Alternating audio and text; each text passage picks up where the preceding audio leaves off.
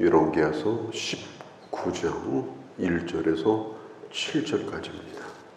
아수르 왕 산헤립 왕이 2차에 걸쳐서 예루살렘을 공격하게 됩니다. 1차 공격을 받았을 때 히스기야는 몹시 두려워하였습니다. 그는 전혀 믿음의 사람이 아니었습니다. 그가 이렇게 말합니다. 나는 당신의 신하입니다. 당신이 원하는 대로 무엇이든지 내가 다 들어줄 것입니다. 그리고 어마어마한 재물을 모아가지고 기둥에 있는 금까지 벗겨가지고 산헤립에게 갖다 바쳤지만 그걸 받아먹기만 하고 산헤립은 예루살렘을 향한 욕심을 버리질 않았습니다. 그래서 이제 2차 공격을 받게 됩니다. 그때는 히스기야가 깨닫게 됩니다. 내가 잘못한 것이다. 위기의 때에 잘못한 것이다. 믿음의 사람으로 내가 살지를 못했다. 너무 부끄러운 그런 자기 모습을 보면서 하나님을 바라보기 시작합니다. 그는 백성들에게 명령을 합니다. 저들의 말을 듣지 말고 침묵하라. 나는 그것을 어떻게 생각한다는 둥, 내 입장은 이렇다는 둥, 그런 얘기를 하지 말라. 일을 하다 보면 아무 책임도 지지 않으면서 궁시렁거려요. 그리고 나중에는 아무 일도 없듯이 그냥 또 돌아다녀요. 별로 좋은 버릇이 아닙니다. 그 버릇을 고쳐야 됩니다. 무슨 총회가, 무슨 연합회가 자기 손바닥 안에 있는 것처럼 이 사람은 이렇고 저 사람은 저렇고 그런 사람이 있어요. 그런데 아무것도 책임지지 않아요. 자기 의무를 하지 않아요. 불평하고 불만하고. 히스기야가 말합니다. 입 다물고 있어라. 뭐라고 얘기를 하는가 하면 산헤립 왕이 무능한 너의 왕을 믿지 말라. 너의 왕이 기도하라고 해도 기도하지 말라. 너의 왕이 믿는 하나님을 신뢰하지 말라. 그러면서 왕과 백성들을 계속 이간을 시킵니다. 거기서부터 말이 시작되면 맞아. 우리가 사는 길은 이 무능한 왕을 죽이고 성문 열어주는 거야. 이렇게 되면 유다는 망하는 거예요. 그래서 이 히스기야가 그걸 잘 알고 있었어요. 입을 다물라. 하나님이 침묵하고 계실 때에 우리도 같이 침묵을 해야 되는 거예요. 답답한 마음은 한이 없지만은 하나님을 집중하여 바라보는 시간을 가져야 되는 겁니다. 걱정하고 한숨 쉬는 그 시간에 그만큼 기도할 것이요. 하나님을 바라봐야 될 것입니다. 히스기야는 백성들을 향해서 그런 명을 내립니다. 그리고 그는 19장 1절에 보면은 히스기야가 듣고 이렇게 말합니다. 현실을 듣습니다. 현실을 무시하는 게 아니에요. 지금 상황이 어떤지 먼저 들어야 됩니다. 상황에 대한 이해가 있어야 됩니다. 그리고 성전에 들어가서 하나님 앞에 무릎 꿇고 기도하기 시작합니다. 사람에 대하여 침묵하고 하나님에 대하여 입을 여는 것, 그게 사는 길이에요. 히스기야가 처음에는 잘못했지만 다시 회개하고 하나님을 바라보게 됩니다. 이 집은 만민이 기도하는 집이다 그랬습니다. 만민이 기도하는 집이라는 말은 기도에 응답을 주시겠다는 것입니다. 2절에 보면 그 다음에 그가 사람을 이사야 선지자에게 보냅니다. 높은 사람들 신하들에게 베옷을 입혀가지고 선지자에게 지금 상황이 어떤가 하는 것을 보여주고 지금 왕으로부터 신하들이 다 하나님을 바라보고 회개하고 있다고 하는 걸 보여주면서 선지자에게 하나님의 뜻을 지금 묻고 있습니다.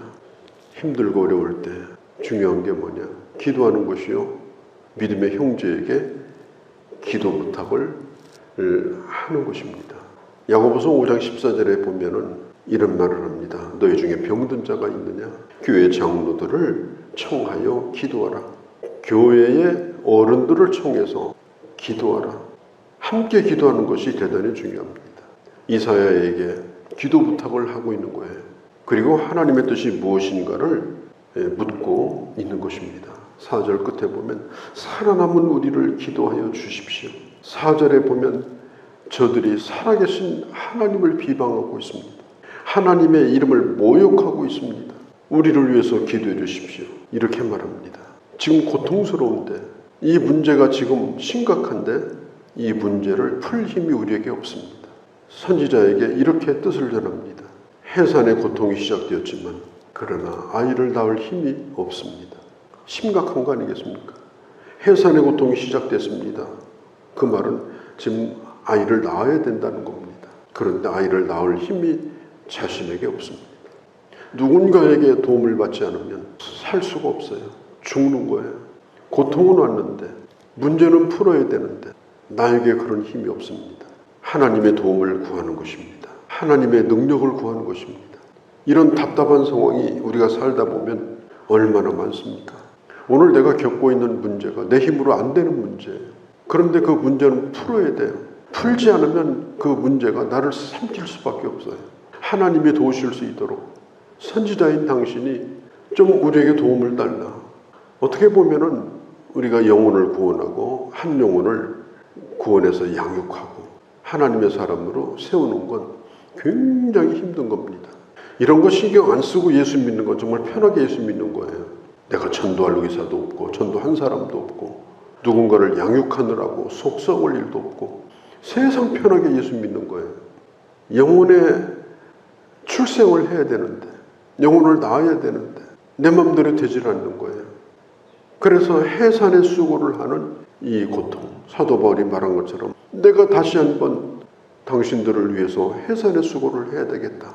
그런 몸부림, 그래서 함께 기도하고 함께 동역자가 있어야 되고 치열하게 신앙생활을 하는 이런 시간들이 우리에게 없다면 우리는 정말 편안하게 신앙생활을 하는 겁니다.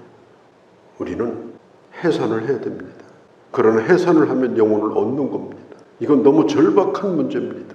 그래서 함께 도와줄 동역자도 구하고 산파도 구하고 함께 기도하는 겁니다. 지금 히스기야가 그걸 말하고 있는 거예요. 5절 6절에 보면 이사야가 히스기야의 말을 듣고서 말합니다. 랍사게가 하나님을 능욕하고 그리고 협박하는 것에 대해서 겁을 먹지 말라. 하나님께서 아수르 군대에 영을 보내서, 여기서 영을 보냈다는 말이 7절에 뭔지 정확히 알 수가 없어요. 공동번역 같은 데 보면 귀신의 영이라고 말하는데 그냥 뭐 다른 번역에는 거의 그냥 영이라고 했습니다. 영을 보내가지고 그 속에 그로 소문을 듣고 본국으로 돌아가게 할 것이다. 어떻든지 하나님께서 그 왕에게 좋지 않은 소문이 귀에 들어가도록 만들고 예루살렘 공격을 포기하고 철수할 수밖에 없도록 하나님이 역사하신다는 거예요. 그래서 이 산헤립이 결국은 예루살렘에서 나중에 물러나게 됩니다. 스스로. 그리고 본국으로 돌아가서 그의 부하에 의해서 살해돼서 죽음을 당하게 됩니다. 그 얘기를 이사야가 미리 하고 있는 거예요. 8절에 보면 아수르 왕이 산헤립이 라기스를 점령합니다. 그 다음에 림나로 진군을 합니다. 그리고 그 림나를 점령하고 그 다음에 이제 예루살렘으로 들어오려고 해요. 그런데 그때 구스왕 에디오피아의 니르바 왕이 아수르와 싸움을 겁니다. 그래서 산헤립이 이 딥나에서 예루살렘으로 오는 걸 포기하고 더 급한 곳을 치기 위해서 예루살렘에 보냈던 군대를 다 철수를 킵니다. 갑자기 일어난 일입니다. 그런데 성경에 보면 이게 바로 하나님께서 하신 일이다. 이렇게 말을 하고 있습니다. 10절에서 12절 산헤립이 지금 자기가 지금 급하게 생겼어요. 지금 빨리 히스기야가 항복을 해야 돼요. 지금 싸울 형편이 안 돼요. 그래서 한 번 더 협박을 하기 위해서 협박 편지를 보내는 게 10절에서 12절에 있는 협박 편지예요. 그 편지 내용을 살펴보면 이렇게 말합니다. 네가 믿는 하나님, 그 신이 예루살렘을 아수르 왕의 손에서 하나님이 지켜줄 것이다 라고 해도 속지 말라. 아수르 왕들이 많은 나라를 완전히 멸망을 시켰는 것을 너희가 들었을 것이다. 그런데 어떻게 네가 살아남겠냐? 어떻게 네가 구원받겠냐? 우리가 점령한 그 나라들의 신들이 우리를 이기지 못했다. 그런데 하물며 약소국가인 너희들이 믿는 그 여호와가 우리를 지켜주겠느냐? 우리를 이기겠느냐? 여기 보면은 그 나라의 신들이 구원했더냐? 그 신들을 이름이 나오죠. 고산과 하란과 레셉의 신들, 들라살에 있는 에덴의 신들이 우리를 이기지 못했다. 그리고 하마동, 아르바동, 스발와임의 성과 성의 왕, 또 헤나와 아하 왕들이 지금 어디 있느냐? 다 죽었다. 이제 너희 차례다. 이게 산헤립이 지금 예루살렘에서 설수를 해야 되는데 마지막 한번 협박을 하는 아주 강력한 협박 편지를 지금 보내는 거예요. 히스기야가 하나님의 선지자인 이사야로부터 그때 들었던 메시지가 뭡니까? 오늘 성경에 보면 말합니다. 두려워하지 말라. 두려워하지 않는 것이 중요합니다. 그는 돌아가서 죽을 거다. 자기 본국에. 그러면서 그 협박에 넘어가지 말라고 말을 합니다. 이 사탄이 하나님의 사람을 쓰러뜨릴 때 이런 협박이 있습니다. 백성들에게 히스기야가 아무것도 아닌 사람처럼 만들어서 백성들 스스로가 속문을 열도록 계속해서 이렇게 협박을 합니다. 히스기야는 그 편지를 가지고 하나님의 전에 다시 나갑니다. 그 편지를 펼쳐놓습니다. 그리고 하나님에게 얘기합니다. 하나님, 이 내용을 읽어보시라고. 기가 막힌 일이죠. 제가 교단 일을 하고 또 학교 동문회 일을 하면서 내용 증명이라는 걸 여러 통을 받아봤습니다. 그 내용 증명은 거의 협박입니다. 대전 시연합회 일할 때도 여러 번 그런 일을 겪었습니다. 앞에서 일을 하게 되면 아주 집요한 협박을 하는 그런 악당 같은 자가 있습니다. 우리가 살다 보면은 별별 사람을 만나고 별별 일을 겪게 됩니다. 그럴 때에 우리가 할 수 있는 일이 뭔가? 하나님 앞에 기도하는 일입니다. 하나님 앞에 무릎을 꿇을 때 하나님께서 힘을 주시고 지혜를 주시고 도울 자를 주시고 그래서 그 문제를 풀어갈 수 있도록 하시는 거예요. 기도하면서 내가 그에게 어떤 말을 해야 되는 건지 어떤 말로 내가 답을 해야 되는 건지 깊이 기도하면서 생각을 하는 겁니다. 그냥 막 혈기가 나가지고 한번 너 죽고 나 살자 뭐 이런 식으로 싸워가지고 되지 않습니다. 오늘 이 히스기야가 처해 있는 상황도 너무나 지금 답답한 상황이에요. 오늘 이 시대가 하나님의 이름이 모독을 당하고 교회의 영적인 리더십을 허물려고 하는 이런 악한 자들이 여기저기에 있습니다. 그럴 때 우리가 대응하는 방법이 뭐냐?